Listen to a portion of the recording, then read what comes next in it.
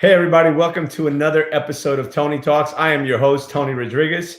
Tony Talks, Get Up and Grow is a show where I have conversations with really some fascinating people, inspirational leaders, influencers, change makers, people that aren't just doing well in life, but that are doing good in the world. And by that, I mean that they're sharing and contributing their knowledge and their journey and what they've learned along the way with others to really help everybody grow through what they go through, right? Just because sometimes all we need is that one little tip, that one little strategy to take us to the next level. Today, I have the distinct pleasure of having yet another friend of mine, Dr. Steve Taubman is joining us.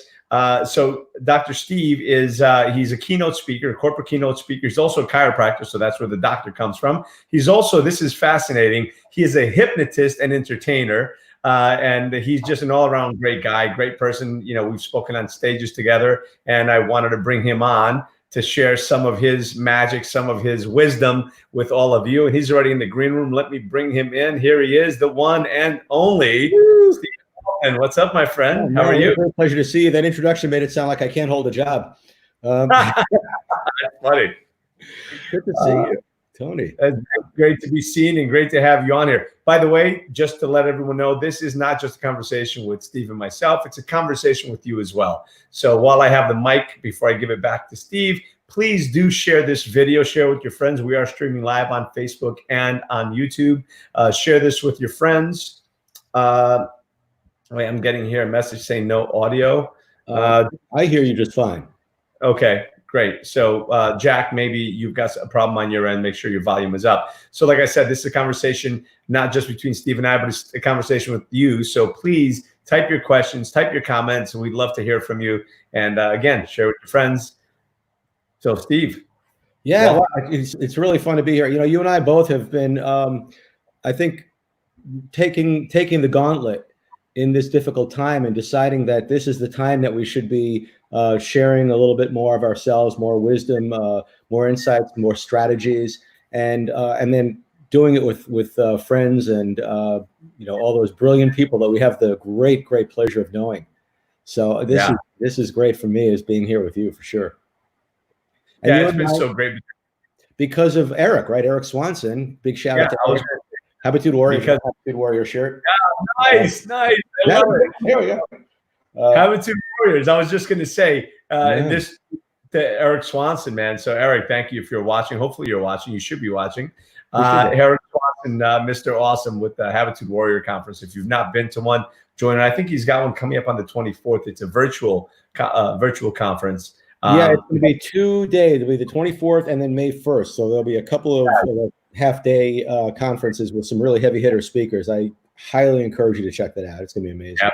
Absolutely. We'll put a link to Habitude Warrior Conference in here as well. So thank you, Eric, for the connection, because that's how we met. We were both speaking on Eric's stage with so many other great people. You know, Alec. We've already had Alex Stern on here. We had Dan Clark. Yeah, so it's been a great time. It's been a great time, and it's about sharing the information with other people, not just, you know, as we were talking before offline. I said that I feel it's my personal responsibility to share what I've learned with others, because what's the point of having the knowledge? What's the point of having learned something if you don't share it with others, right? So I feel it's my social responsibility to share what I've learned along the way. And in this format, I'm also not only sharing what I've learned, but I'm sharing the friends of mine who have also learned so much that I've learned so much from. I'm sharing with everyone.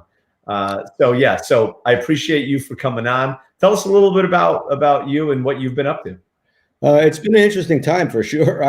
You know, I'm a keynote speaker. I'm a mindfulness coach. I work with you know, with individuals who are trying to do something big in their lives, you know, break through their mental barriers to success. And I recently finished up a new book. Interestingly, the book that I just wrote is called Bulletproof. And it's about what if everything that bugged you, that blocked you, or that brought you down didn't? You know, how would your life be different if you were able to keep moving forward without the effect of negativity that falls on us when the bullets are flying, the psychological bullets, so to speak, right? So that book came out, and it's about being mentally resilient. And then the coronavirus hit like a week later. So it's been a really interesting phenomenon. And right now, I think it's information that people need to hear. And I'm really interested in the relationship between the triggers that we experience, the things that happen to us that bring us down, and how we respond to them, because everybody responds differently. Well, Right? we wind up responding based on our life's experiences, right? We all see life through our own filter, the filter that's been created from our life's experiences ever since we were born and all the way through. You can look at one thing through the filter of your life's experiences and see a completely different thing than I see, right? Absolutely. Yeah. That's why, one shoe does not fit all because of that. Well, my first book was called Unhypnosis. And the notion of unhypnosis is that we're all hypnotized. Like we're all walking through life kind of program. That's the filters you're describing. And most of our filters came upon us at a time in our lives when we didn't have the wisdom or the perspective or the strength to fight the effect of those things getting into our heads. And so we end up being like, it's like our birthright, so to speak. So I might walk through life if I came from a dysfunctional family, feeling that I'm not good enough, or that it's impolite to ask somebody for help, or whatever it happens to be for you. But those are still just filters. They're not reality. Yeah. Well, you're talking about me. Are you talking about me? Because that's how exactly. There you go. Perfect.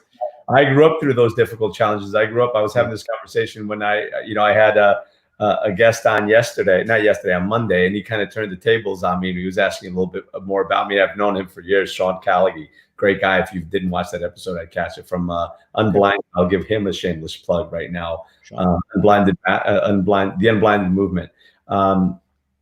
Says that because he's blind, right? And anyway, great guy, great story. So I shared a little bit about my story and where I came from. So, but yeah, so I that shoe fits. And for all of us, I think. Some of us were fortunate enough to grow up with less dysfunction than others. Right. But no matter who you are, no matter how you grow up, you're still carrying the baggage of pre-existing beliefs that are having an impact on what you see when you see anything. I love it. I love it. One of the quotes that I love to use on people, and I've shared it several times on Facebook, and I don't know who wrote it, but so I can give credit. But it was, growing up is unlearning all the shit you learned growing up and then relearning it. And then relearning it, like taking it away. Yeah. Well, and that's the scrub, because many of the things that we learn and the difficulties that we have, for those of us who had difficult childhoods or difficult moments in our life, the people that were that were making those mistakes, that were hurting us, at some points didn't know any better either, right? So we're being taught stuff by people that didn't know exactly what they were doing either, that they were making mistakes because they were taught a certain way that wasn't right. Yeah. Right? Well, deciding, first of all, to be conscious, right? I'm deciding that when I encounter something that troubles me or bothers me or irritates me, and I immediately go into reaction, trying to make it go away or fight it or get the other person to agree with me or whatever it is, that in that moment, I have to have already made the commitment that I'm going to take those experiences as an opportunity to grow, right? As opposed to react and fight back for, you said something that bothered me, so you're wrong, and I've got to make you wrong, and I've got to make you see why you're wrong. That's one way of living your life, and how most people do. Or you might say, this thing happened, I felt this way as a result of it. I wonder why. I wonder what it is in my psyche that makes me fall prey to that particular thing. Why is it that when somebody walks by, this is a good example for me. I walk Woody, my dog Woody, who's right here. All right, I'm gonna get Woody. There you go. Say hi, Woody. Yeah. When I take Woody for a walk and he walks off leash because he's really amazing, and he just hangs with me and stays by my side. Once in a great while, hey Dana. Dana's with us. That's awesome. When I walk with Woody, every now and once in a great while, somebody will come walking by. Woody, Dana says hi. And they'll scoff, like they'll be like, your dog should be on a leash or something like that. And that's just somebody being a jerk, right? And like the way you react, like, and now that's usually how I would react to it. But I know that for many years, if somebody like acted disapprovingly toward me when I was doing something that I didn't perceive to be wrong, that was a big trigger for me, right? I'd want to chase him down and say, why did you scoff? Like it would just bug me at a deep level.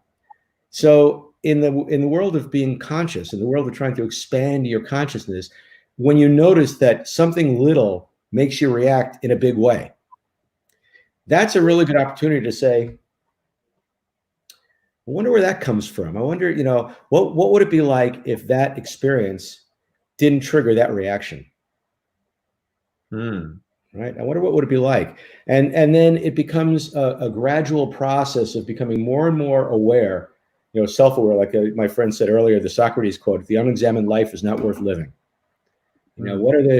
As I examine my life, as I examine my responses and my reactions to the various things that occur to me, each time I find a place where I feel a little hurt, a little, frustrated, I feel a little reactive, that's one more place that maybe I could do the inner work, which to me is mindfulness work, sitting quietly, feeling the sensations associated with that experience, and then growing through it. So the next time it happens, maybe I don't react that way. Maybe the next time it happens, I notice that I used to react that way, but now I'm free. And freedom is what we're all looking for, right? Freedom, not freedom like I can do whatever I want whenever I want to do it, but the freedom from. It's not freedom to, but freedom from. Freedom to is like, I'm free to do whatever I want. You can't tell me this, or, you can't make me, eat healthy, or you can't make me exercise, because I'm free to do whatever I want. That's free to. But free from is, I'm free from the pull of laziness. I'm free from the pull of greed. I'm free from the pull of reactivity. That's a different kind of freedom. It's a higher level of freedom when you're no longer being pulled down by your own emotional habits. Yeah, it's reconnecting back to who you are, to your true sense of self, right? To your that pure energy, that peace. It's funny that you say that, because I told you I live on 5 acres, right?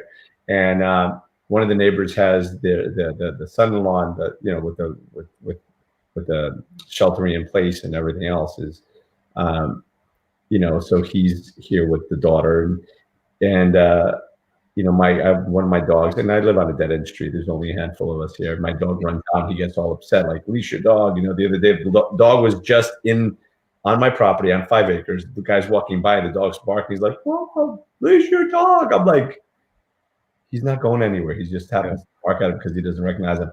But it's funny. It's my rules clashing with his rules. Because like internal rules, kind of like the rules that you've set up in your own mind about what's right and what's wrong. Clashing against his, because he lives in the city, right, in Manhattan. So he's here and he's not used to it. So if he sees a dog off leash, it's like the end of the world. I'm like, dude, that's just kind of the way we, life is. But it's the clashing of rules, and awareness is so important. Awareness is one of the most important things that we as humans really need to be aware of, right? Awareness is being aware, is recognizing those patterns that we have so that we can address them. Because if we don't recognize them, or if we don't own them, and even if we're aware of them, we don't own them, it's a challenge. But awareness is the first step in doing exactly what you're talking about. So I love it.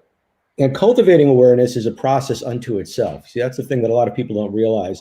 When you say to somebody, you need to elevate your level of awareness, they think that means I've got to think harder or stare more deeply into what's going on. But what it really means is practicing the art of getting quiet inside, right? Because if you can have a quiet mind, then the things that are happening around you have a quality of detachment from them. You're not being sucked in to the drama of what's happening, but instead you're observing yourself thinking, right? There's a difference between thinking and observing your mind at work.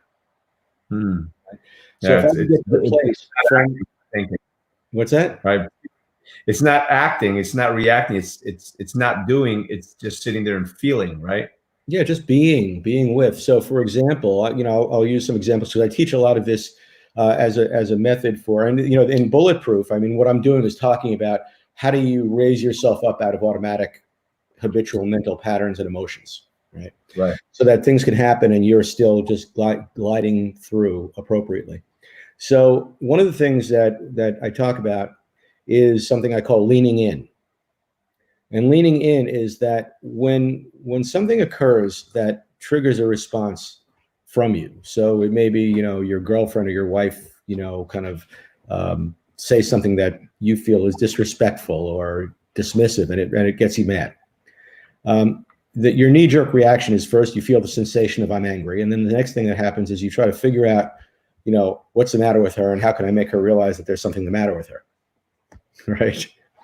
And you're trying to fix the situation, but if you really look at it from a backstage perspective, meaning you can step way back from the experience, and you look at it and you say, the moment that I felt hurt, the moment that I felt angry, I instantly jumped up into my head to try to fix the problem. So I don't like the way it feels when I'm angry.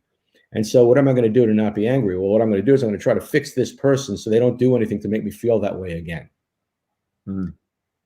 But it doesn't work because, first of all, most people don't really appreciate being told that they're wrong. And secondly, how many times have you had a fight with somebody? Thank you, Valerie. Have you had a fight with somebody and you're really trying hard for them to understand why they're wrong? And because you figure when you finally give it to them, when they finally understand your great teaching, that they'll never do that again. And then the next day they do it again. You're like, because people by and large do what people do. So right. There's a fallacy. There's a big fallacy associated with trying to fix the problem, being the communication issue in the moment when you're upset, because you're trying to do it in order to not be upset. And while you're trying to do it, you're actually getting more and more and more upset because you're pushing up against a brick wall. So here's a better way to do it. What you do is the moment you experience a triggering response to something, I'm really pissed off, I'm really angry, I'm really scared, I feel anxiety. Pause for a second. Just speaking about somebody that's pissed off, I think we got somebody that's pissed off here. Look at him. I think he's trying to break in. Oh, yeah, there we go. This is what I'm talking about. Are you trying to break the green? Listen, you're in the green room. You can't beat that place up. And you see, that's exactly what I'm talking about. He thinks that he's beating his way into the show. And wait a minute, it worked. It works. What's up, guys? How you doing, Eric? What's going on? Decide to be awesome. What's up? How did I get in this? Somehow I'm just minding my own business, and all of a sudden I'm live. What's up? This is so cool. Your ears were ringing because we were talking about you a little while ago. Oh, yeah? Was it good? Make sure you hold your thoughts, Steve, because we were getting into something good. But you were talking about, and he was beating the screen down. Nice. Okay, so now what's going on right over there, which is adorable, is another example of a better way of dealing with being upset, right? Because instead of trying to fix the problem, you get a dog to kiss your ear. Oh my God, yeah. Right? I'm surprised that neither of mine have jumped on me. Yeah. Oh, that's so sweet. The thing I say, fix the mood before you fix the mess. Right? You're in a tangle with somebody, you're in a tangle with something going on. And what you do is you fix the mood, you work on the inner experience so that you have a better mindset to be able to deal with whatever it was that was aggravating you. So check it out. Here's one of my guys just came to say hello. Where is he? We got to have a dog party here. Hey, Woody, you wouldn't believe all the dogs you're seeing over here. My puppy just gave me a note. He handed this to me. There's Woody. He's sleeping over there. What did he give you? He just handed this to me. Take me out. Oh, okay. Well, yeah.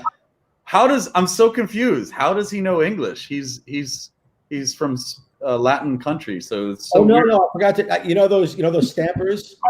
I bought him one of those. Yeah, it says rough. What's going on, guys? What's the topic today? What are we doing? There's a lot of people. Are there? I see comments coming up. All right. Okay. Yes. My boxer uses Boxer, by the way, so you can get in touch with him. How come I can't see all the comments? I guess I'm not in charge of this stream. Look up the top there. It says live comments instead of private chat. Oh, there you go. Yeah. Oh, that's awesome. Okay. What's up? And so I'm sorry I interrupted your talk, guys. I was just jumping in here to say hi. Hi. No, I'm glad you did. We talked about the 24th coming up. So why don't you type in? Can you type in the website if you want to just yourself? Type in.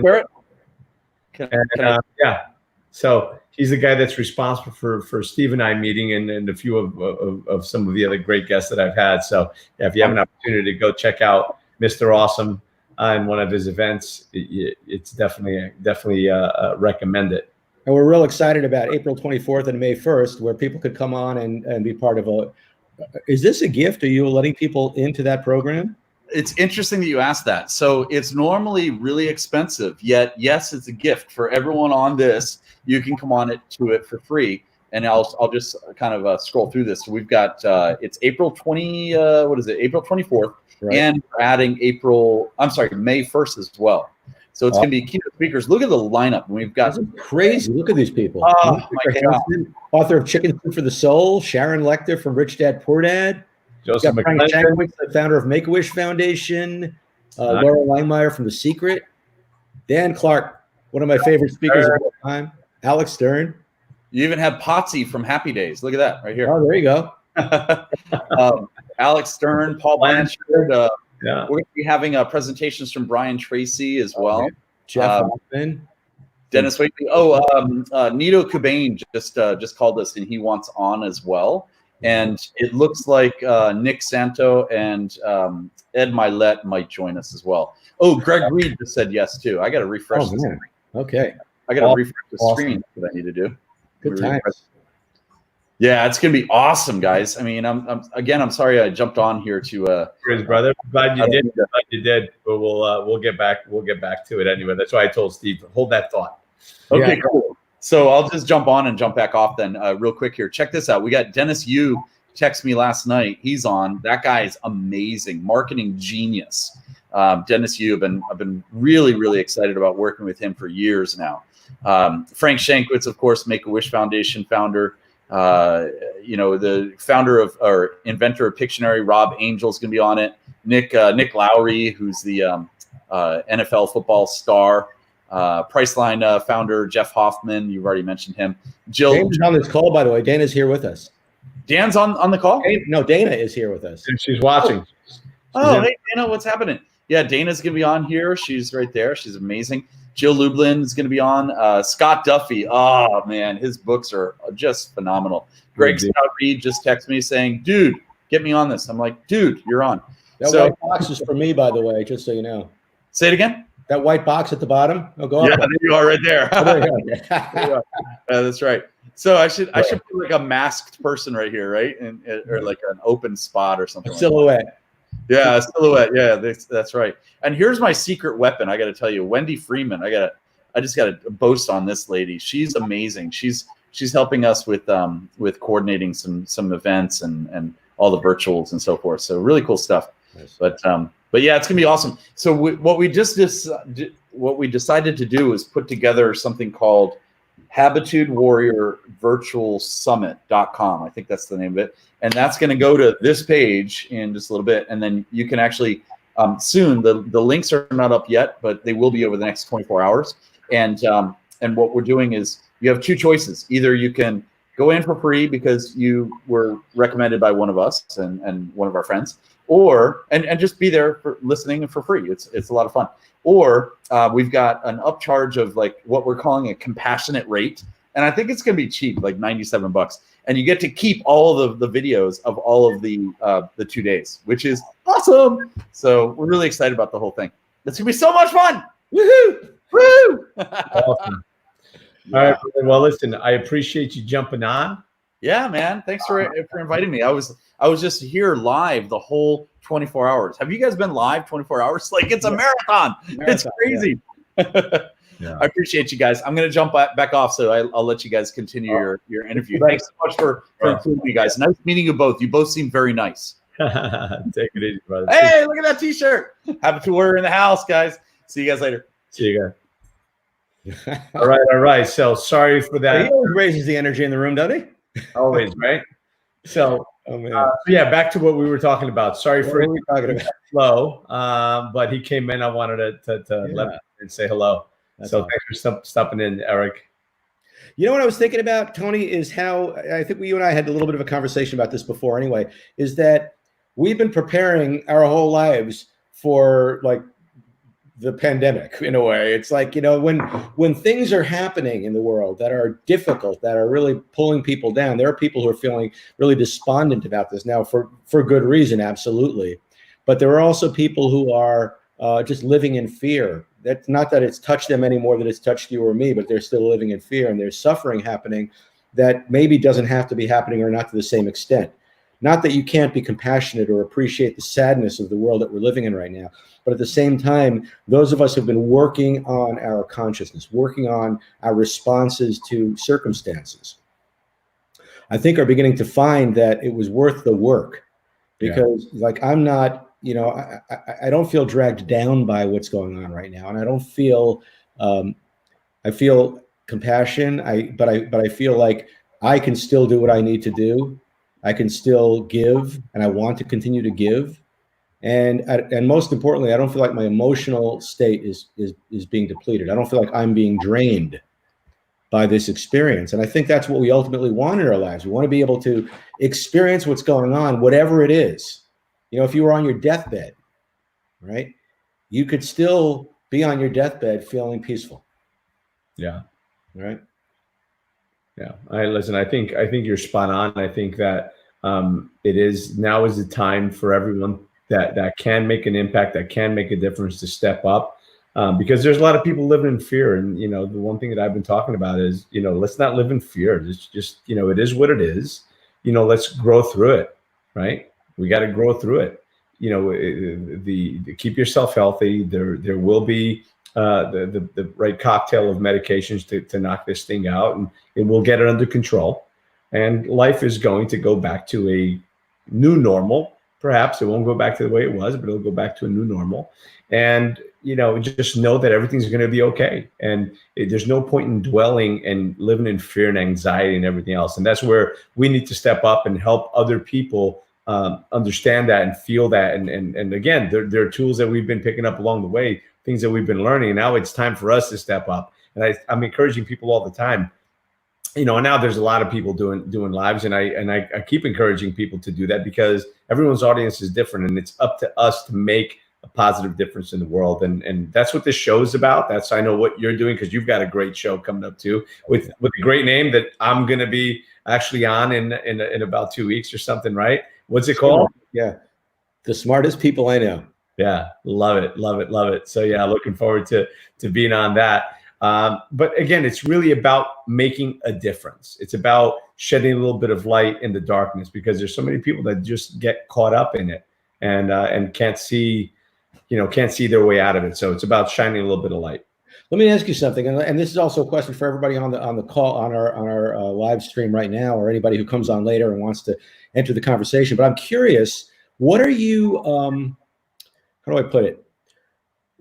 You know, when you're feeling like this is potentially negative, sometimes what we can do is think, what are the positives? Like, what are some of the things that have actually happened since the coronavirus, since the pandemic, since the shut-in, that are actually sort of touching or positive or mind altering? Like, have you had any experiences that actually feel like, wow, this is a good thing that came out of this? I'm curious from anybody, if anybody could think of something that they've experienced that's been positive in response to this. In response to this particular pandemic, or? Yeah, I mean, not the sickness itself, but what's happening as a result of the sickness. Like, so now you're home more, you're online more, you know. Yeah, listen, you're is the way I've been talking about it, is we all have a little bit more time to work on those projects that we had that we weren't getting to work on ourselves, which is the best project you'll ever work on, to with people that you haven't spoken to for a while, to get online and make that difference, make the impact. I'm connecting with people that I haven't been able to connect to for a while. Hell, I've got a lineup every single day of great speakers. Each day gets better because people are more accessible. So there's more flexibility and more accessibility. That's an awesome aspect of it. It's like you could find people; they're reachable, right?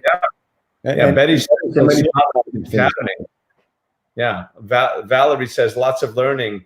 Appreciate everything which we took for granted. Absolutely. Who would have known that a roll of Charmin would have been so important, right?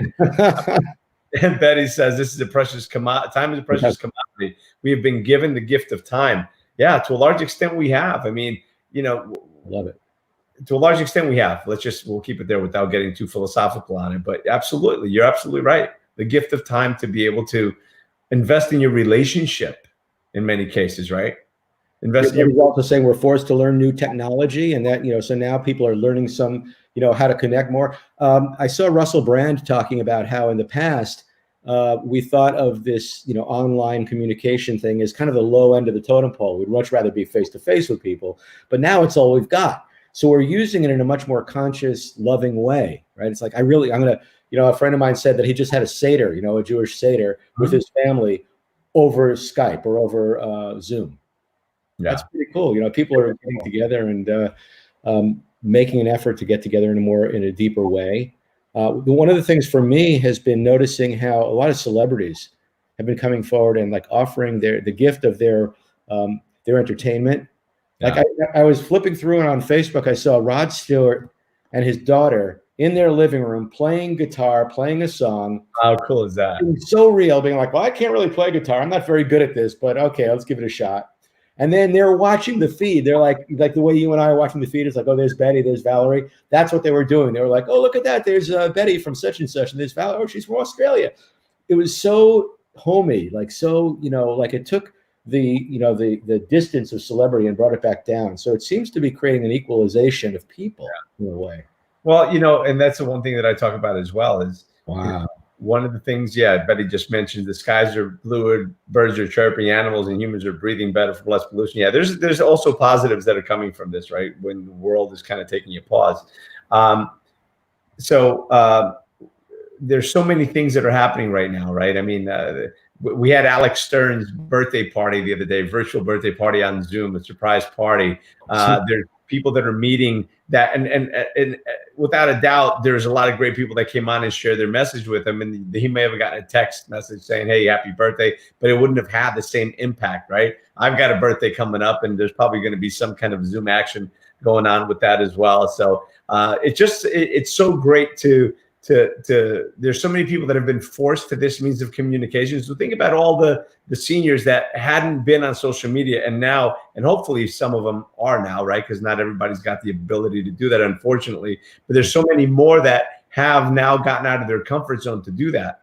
And how more connection is there going to be now with their grandkids and with their kids, and just with people in general. It's become a new norm to use social media much more than before. Much before it was time consuming. It was a waste of time. It was this, it was that. Now it's become essential. So yes. Imagine this had happened 50 years ago. Well, we were talking about that the other day. I was walking with a friend. She said, this is the first time that we've ever faced something of this enormity at a time when we could still communicate with each other. The pandemic of 1913, the Spanish flu that killed off like 500,000 people. Actually, it was more than that. No, I'm sorry, like 500 million people, some huge number of people. Right. But you were in your village being confronted with this thing. You couldn't find out what was going on somewhere else and talk to people elsewhere. So we're sharing this common experience in a way that has never happened in the past. We've never been able to all come together and share something that we all have in common. Yeah. Right. Well, when there's a tidal wave in Thailand or something, some of the people in Thailand may be in communication with people in the United States saying we're going through this terrible thing, but we're not going through it. They are, right? But at least we're able to help. The one thing that I've said a couple times already is nothing unites people like a common enemy. And that's what we're doing right now. Because of the power of social media, we're able to help each other, support each other, even if it's just this way virtually. And, I've been telling business owners, clients of mine, I said, listen, take some solace at least in the fact that it's not just your business that's suffering. Everyone is at a standstill. So you're not at a tremendous disadvantage. Certainly the people that have prepared for this and are digital and are, remote and everything else and are online are certainly benefiting more than the brick and mortar and those sort of things. So there are some advantages that people that have prepared are taking, or there's some advantages to them. But for the most part, the world is shut down, right? So you're not losing too much. If you're in the service business and that service can be produced, your competitor that does the same service, unless it's something that can be done virtually or remotely, is in the same position. So there's a lot of pent up demand. So when this economy of this world kicks back into gear, there's going to be a lot of pent up demand. There's going to be a lot of business to be had. So and I say that just to shed light on the fact on this darkness that so many people are stuck in. don't just focus on the dark, focus on the light, focus on the opportunity, focus on the fact that you're growing, and hopefully you're growing and learning and innovating, and we're coming out of this. And yeah, as long as you're willing to embrace the idea that this will eventually end, because everything does, then you might as well look at this time as a gift. How often have you been so busy at work that you say, I wish I had a break, right? I wish that I could just get away from it for a while. Well, now you can't help but get away from it. So why be lamenting the things that you think you should be doing when you could actually take this time as the forced gift? Somebody wrote a text on, or a post on Facebook. It said, the coronavirus is Mother Nature's way of saying, go to your room. I read a good one. I'm actually going to try to pull it up. I don't think I'm going to be able to pull it up, but it's a comedian. I forget who the comedian is. I forget his name, but he's just sitting there looking like this. And it says, oh, you wish this weekend will last forever. How's that working out for you? Right. Keep a little levity throughout all of it. Jimmy Fallon had like a contest for tweets, like who could like take a movie title and make it into a movie title that would be appropriate for the pandemic. And so one of them was my best friend's wedding got canceled. And another one was honey, I flunked the kids. But my favorite one was Ferris Bueller's year off. Yeah. Well, this is very much a gap year, right, for so many people, or a gap quarter at least.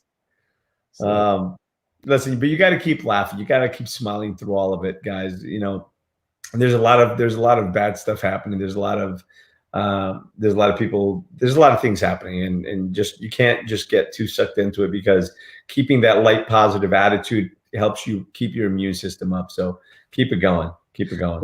There's a lot of research on that too. It's really fascinating. And I heard Bruce Lipton talking about the physiology of happiness.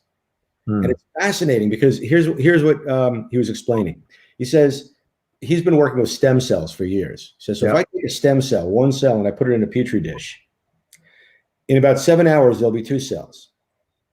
In about 14 hours, there'll be 4 cells. And then another 7 hours later, there'll be 8. So it'll go up exponentially, right? So that in a week, I'll have 30,000 cells on that petri dish. And they're all identical. They're all exactly the same. Stem cells are like, the basic foundational cell.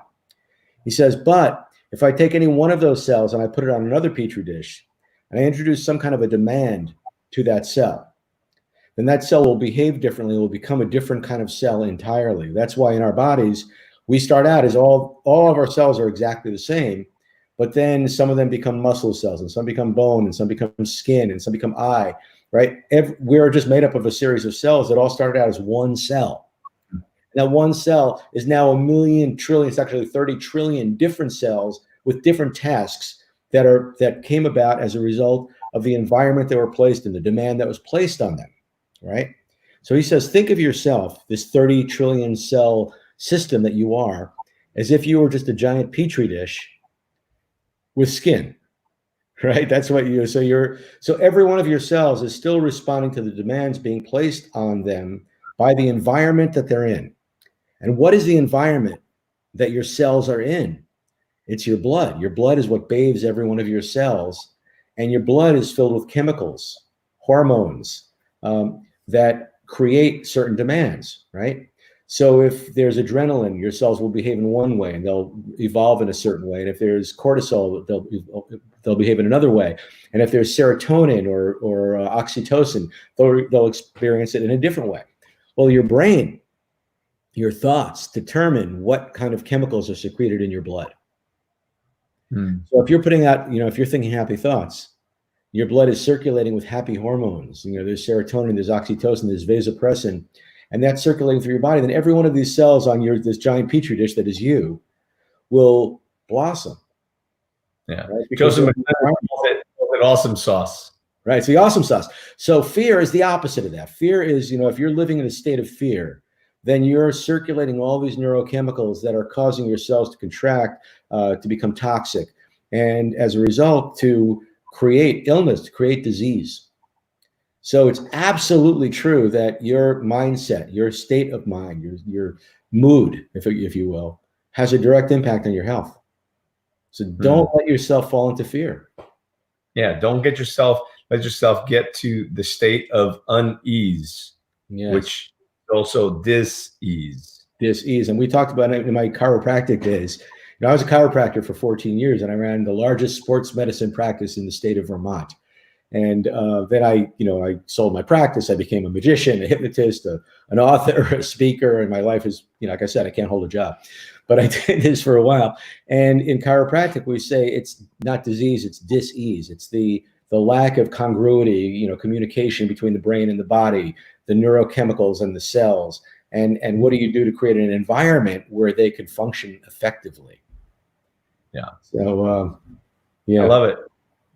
And, the other thing I want to say about this is none of us is always going to be able to weather the storm. Like, there's going to be times when I feel really down, where the negativity gets the better of me. That's going to be true of me. It's going to be true of Tony. It's going to be true of you guys, everybody. There's going to be a time when, when you find yourself slipping. And that's why it's so important to have a community, right? That's why it's so important that we reach out to each other, that we join each other on things like this. We go to conferences, we read books, but we need to, we need to reach out to others and people who can elevate us, not just people who are going to make us feel worse, right? So Jenny, do you know Jenny Landon? She's been on our stages. Yeah, I think so. Jenny's awesome. Yeah. She has something called Grow Through Darkness, and she lost her dad to suicide, and so she's written a lot about the effects of suicide and how to frame it, and how to be compassionate so that you can maybe help people heal. It's a powerful story, and I saw her on stage on Daniel Gomez, right? He was at the birthday party with Alec. Yeah. Right. So Daniel did a conference. He and his wife did a conference last year that I was at, and Jenny was one of the speakers. And she didn't write this. It wasn't something that she had planned to say, but she, in conversation on stage, said, you can't be your best self by yourself. And I said, can I write that down? That's like an amazing line, right? You can't be your best self by yourself. You have to recognize that if you're starting to slip, if your energy is off, if you're anxious, you're depressed, you're, feeling despondent, pick up the phone, jump on a Skype call, whatever it is, but, reach out, connect with somebody else. Sometimes it even means giving to somebody else. Like when I'm feeling like I've got nothing to give, what gets me out of it is giving. Yeah, absolutely. Listen, we all need somebody, right? We all need somebody, because if you had celebrated a victory, you did something that was amazing, there's going to be a little self-satisfaction. It's going to make you feel good. But if nobody knows about it, that feeling doesn't last. Oh, great, you ran a 3-minute mile, but nobody knows about it. Okay, well, so there's that. And look, we're all going through this together. We're all on this rock spinning around a ball of fire, having the human experience. And I think that and none of us are self-made. People say, well, I'm a self-made this, self-made that. None of one's self-made, because you always have support along the way, right?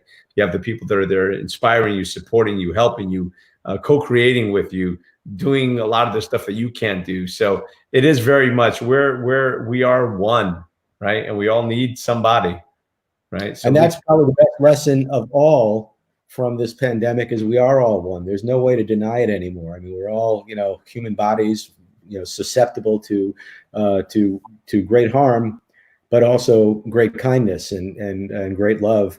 And what you just said reminded me of a conversation I had on my show a little bit earlier today with a friend, Pedro Silva, who's a minister, a brilliant guy. And he was talking about, let's see. Oh my goodness, I think I just lost the train of thought. Go back to just what you were saying just before that about no, we all need somebody, and nobody's self-made, and that we're all in this together. Yeah. Okay, it'll come back to me. Sorry, this is a really good point. All the time. Yeah. But yeah, so Valerie says that's beautiful. I love that. I think that may have been about the comment that you had made before. Yeah. It's so true. We all need somebody, right? As the song goes, we all need somebody to lean on. Mm-hmm. And it's important to make sure that you surround yourself with those people that you can lean on. And it's also important to be that person for someone else to lean on. I say it all the time. and you said it. You said it a few minutes ago, where when you're not feeling so hot, whatever, give to others, contribute to others. Help others. Because when we're too down on ourselves and we're in deep, we'll say, not to go any further than that, is because we're focusing on self, right? You're focusing on self. And why is it that, you're feeling that way and it's about me, me, me? The way to get out of that is to help others and do for others and give of yourself. Mm-hmm. And I think that's important. And it's so important in these times to remember that we can be that support for someone else. You can be that mentor that you wish you had when you were starting your business. Mm-hmm. You can be a mentor for that kid that you wish you had when you were a kid. Be the person that you wish you had when you were going through your troubling times in a relationship or whatever it is. That's great. And earlier you said something about that it takes nothing away from you to give to others, right? If I light your candle with my candle, there's twice as much light. I haven't lost anything. Yeah, a candle loses nothing by lighting 1,000 other candles. And not only that, but when you've got your candle, you're walking in the dark. Mm-hmm. Some people cover the candle so nobody else sees it. It loses nothing. Light somebody else's path. It's okay. Yeah. Okay, we're all on this journey together, right? And you said something before as well that's poignant. We're all the same. We're all feeling this. If you're not infected by this virus, you're affected. There's nobody in the world that hasn't been affected by it. Yeah. I think that everybody I know now seems to know somebody who has been affected by it. Maybe who's been taken ill or even passed away. Yeah. And it's starting to hit closer and closer to home. Yeah. But like I said, let's as best possible. Let's see how we can use this experience as an invitation to be better human beings, to give more to others, to learn something new, like all the stuff that you and I have been trying to do anyway, right? This is just one more reason why. I mean, life is finite. We're not going to be around forever. I'd like to think that if I found out that I had the disease or that it was, that it was fatal, that I'd still maintain my compassion. I'd still maintain my perspective. I'd go down smiling. That's because it's that whole serenity prayer, grant me the serenity to accept the things I can't change, the courage to change the things I can, and the wisdom to know the difference. Yeah. That's one of my favorites because it's so true. And the older I get, and hopefully the wiser I get, the more meaning that has. Right. And I think that's true for all of us. It's so important to just, live each day. Don't just survive each day, live each day. As the saying goes, don't know who said it, but most people die at 25, only get buried at 85. Live each day. Like a Zig Ziglar quote. That's might have been a Zig Ziglar quote. Because most people just keep living the same day every year. Every day they live the same day. Every year they live the same year that they lived last time. We're supposed to grow. We're supposed to get better. We're supposed to help others. We're supposed to grow beyond ourselves. Les Brown said a beautiful one the other day: live a life that will outlive you. Right? Make an impact. Be the difference. Be that light for somebody else, even if you can't see the light yourself. And this is a line I like to say as well: if you're in the dark and you can't see any light, you're the light. You're the light. Be that light for somebody else, because somebody else needs to see that light. Because as dark as the places you think you may be at the moment, it may be a dark place. And if you are, I'm sorry, call somebody, right? Call somebody. There's always somebody that to support you. It doesn't matter what what your circumstances are and how you think everybody's, whatever it is, there's always somebody, even if it's to the 800 number, right? There's always somebody on the other side willing and able to help you. Again, none of us go through this on our own, but just again, at times you got to be that somebody for somebody else. I love it. If there's somebody out there that is in a dark place, call them at once a day, once every couple of days, once a week. Reach out. So important. So we're going to come through this thing really strong. I think we'll come through it, with love and compassion in our hearts, and lead as leaders. You and I I think I consider myself a leader in some way, a thought leader, as it were. People come and see me speak, and same with you. And that you lead with your heart, right? You don't lead with fear. You don't lead with self-interest. You lead with the sense of prosperity. Like we are prosperous beyond measure, right? There are resources around us, and we continue to move forward without fear that we're going to lose everything, right? These are all spiritual principles. It's all good, right? I'm still moving in a good way. Tony, you are a great light, it says Dana. Thank you. You lit my flame, and now I'm keeping it lit myself. Rock on. Awesome. Thank you, Dana. Appreciate you. I wrote a poem when I was in anticipation of speaking at a conference not long ago, and I've been speaking that poem at the end of a lot of my keynotes lately, and it really speaks to that. You want to hear it? Please. Okay. I wrote this poem in kind of as an homage to my mother, who is no longer with us. She passed away a few years back. But she was an inspirational person in my life. I mean, we had a contentious relationship in a lot of ways, but at the same time, she introduced me to a lot of my values, my beliefs, and like heroes, my childhood heroes. And I had weird heroes growing up, right? So, most people would be like a ball player or, a scientist or whatever. My three heroes were, it was Don Quixote from Man of La Mancha, the dream, the impossible dream, right? Harry Houdini, right? The escape artist. Yeah. Magician. Of course, I'm a magician, so part of it is influenced by that. And Dr. Seuss. I love Dr. Seuss. So, and the reason it was important that I mentioned Dr. Seuss is that the poem I'm about to recite for you, it ain't rap. It's definitely got more of a sing-songy Dr. Seuss kind of feel, but it's called Lead with Your Heart. And so the poem is, when you make a commitment to lead with your heart, it becomes very easy to know where to start. You know not to believe everything on your mind. And what worries you sometimes will change on a dime. And nothing's impossible when you stay the course. Persistence will always beat effort and force. Like the great Don Quixote, you live by your quest. Like a phoenix from ashes, you rise o'er the rest. As a leader who's focused on what's here and now, you know what to do to reject or allow. You're powerful, limitless, loving, and so be present and wakeful. Be quiet and know that nothing's impossible for me or for you. So go forth and lead in a way that is true. Do what you love and the money will follow, and so will the world if your goals aren't hollow. Ooh. Live from your soul, make magic from strife, and you'll leave a legacy that outlives your life. Oh, love it. Thank you. Freaking awesome, dude. Good for you, man. Man, there's a lot in that. There's a bunch of quotes in there that you can there's a bunch of nuggets you can pull right out of that poem. That's amazing. Thanks. Thanks. So true. So true. Cram as much wisdom into a few stanzas as possible, but it still touches me to say it. So I hope that it has an impact on everyone else. I think we all thank you, Lucy, so much. It's so, again, it's that invitation to remember, right?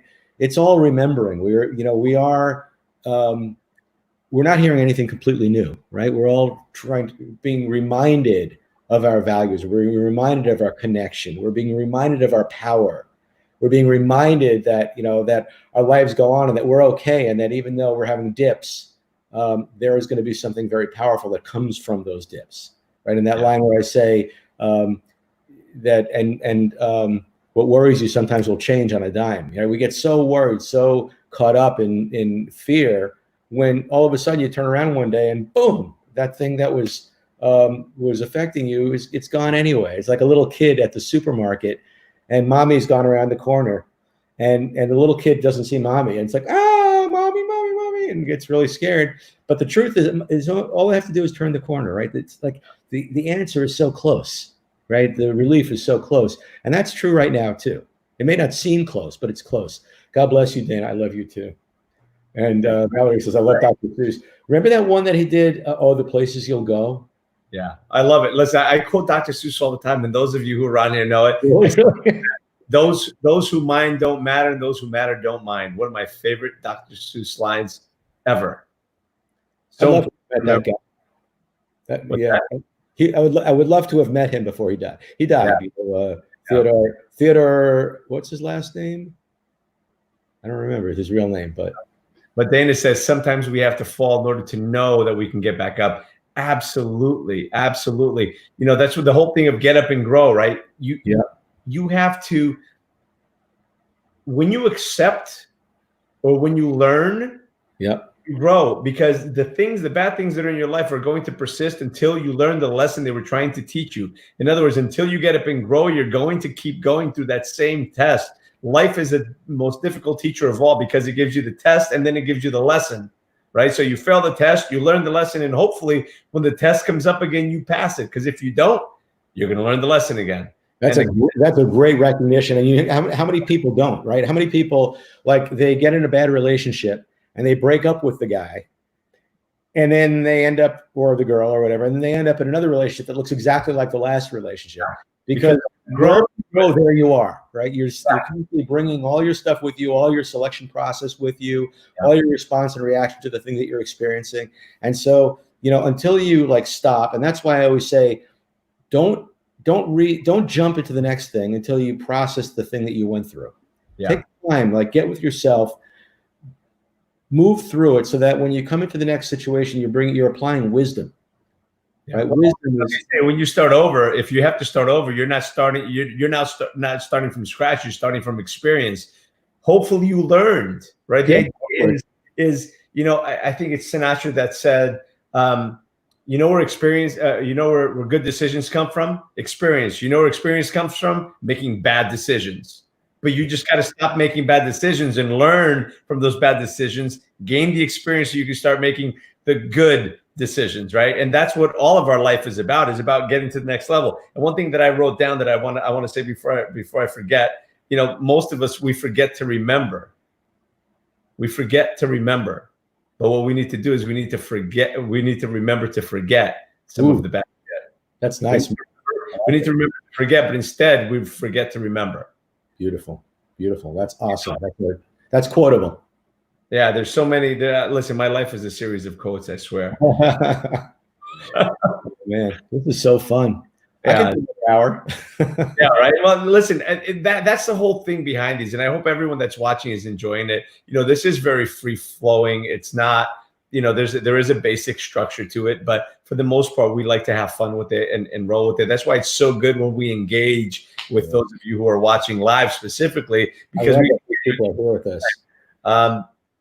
So this has been such a great time. So I want to be respectful of you and certainly respectful of everyone else here. So, and I have one more question before I ask you where people can find you. What have you been doing to pass the time during this stay safe at home situation? What have mindfully walking Woody, my dog, and really living in the moment, appreciating beauty, getting out in nature as much as I can, breathing fresh and clean air, having good conversations with good friends, doing my lives, you know, like you're doing right now. I've got mine called The Smartest People I Know, and I've got remarkable people who come on that. So my Facebook Live is on here on Facebook, and I'm also binge watching some really good TV, and eating healthy, and appreciating quiet, appreciating the silence, the downtime. I'm working on some online projects, kind of revamping my website and little things like that. So I'm not bored. Awesome. Yeah, me neither. That one thing. Listen, you know, if you follow me on Facebook, you know, there's always something going on between this, that. There's always something going on. So speaking of website, what is the website? How can people find you, Steve? Well, there are a couple of things I wanted to mention, because I know a few people were being really appreciative about the poem. So if you are interested, I know you guys, if you want the poem, send me an email and I'll send you the poem. I've got it on a nice little, like I made a postcard, so it's got a nice background, and the poem is all written out over a beautiful scene, which happens to be in my backyard. I want one. Okay, you got it. So just write to me. Just write to Steve at stevetaubman.com. Just Steve at stevetaubman.com and send me the poem, and I'll send you the poem. So that's one thing. The other thing is my book, my new book, Bulletproof, just came out. I am giving a gift, and the gift is, if you're interested, if you like the idea of these kinds of ideas that Tony and I have been sharing today, I've got the first chapter of the book, a digital download of the first chapter of the book, all you need to do is just go to bestofsteve.com, www.bestofsteve.com. And Steve or just Best of Steve? just it's here. I can type it in, right? Yeah, go ahead. Dana says she's enjoying, but she's not putting pants on. Well, I'm not wearing pants, and Tony's not wearing pants. That's why I haven't gotten up. Right. So bestofsteve.com. That's it. And so bestofsteve.com. And what you're going to get to is you get to a page where you put in your email address that you'll be able to get my my wisdom tips. I send out wisdom tips periodically, usually 2 or 3 times a week. But you'll also get a free digital download, of the first chapter of my book. So I encourage you to grab that. Incidentally, if any of you want to jot this down, on Saturday, we're going to do a thing. And Tony, for sure, I'd like you to help me out with this. On Saturday, we're going to do a little bit of a push to get this new book up on Amazon's radar, right? Sure. So the way we do it is we just I'm lowering the price of the Kindle book. If you use Kindle, right? I'm lowering the Kindle price down to 99 cents. So if on Saturday, just jot yourself a note, go on Amazon on Saturday, look up Bulletproof Taubman, because otherwise there's 1,000 bulletproofs. But find the book, find the Kindle, and buy it on Saturday. And if you buy it on Saturday, not only will you get it for 99 cents, which will be really useful, be great for you. It's also great for me because it helps to spike the sales and it puts it on Amazon's radar, which is awesome for me. But also send me some kind of a proof of purchase. And if you send me a proof of purchase, I'll send you a digital download of my first book on hypnosis, just as a gift. So nice. Love it. Hold on a second. Yeah, that's awesome. So I'll definitely, I'm in. Send me the link. As a matter of fact, why don't you post that link to my page and I'll share it across my social media platforms. Awesome, man. I appreciate that. I will do that. Okay, I'll hopefully get a couple thousand eyeballs on it. Yeah, absolutely. My pleasure. And I am working on mine. Thank you, Dana, for kicking my butt to get me started. So I'm working on mine too. So then I'll tap you on the shoulder when that one comes out as well.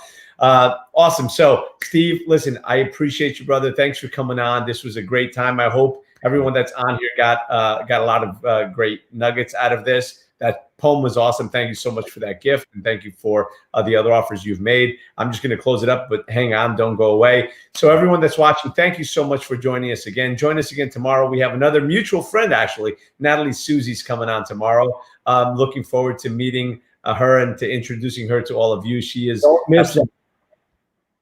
she's absolutely brilliant. So join us there tomorrow. And remember that, we're streaming both live on both Facebook and YouTube. And please do share this video, whether it's you tag somebody on Facebook, share it on Facebook, or go onto, and please do go onto my YouTube channel and subscribe, click subscribe. You can share it from there. Thank you all very much. I really appreciate you. And remember, my friends, that life is not about how many times you fall, but getting up after every fall. And it's in falling that you learn, it's in growing, it's in getting up that you grow. And every single time you fall, you have an opportunity to get up and grow, my friends, and grow we must. Appreciate all of you. Thank you for watching, and we'll see you tomorrow.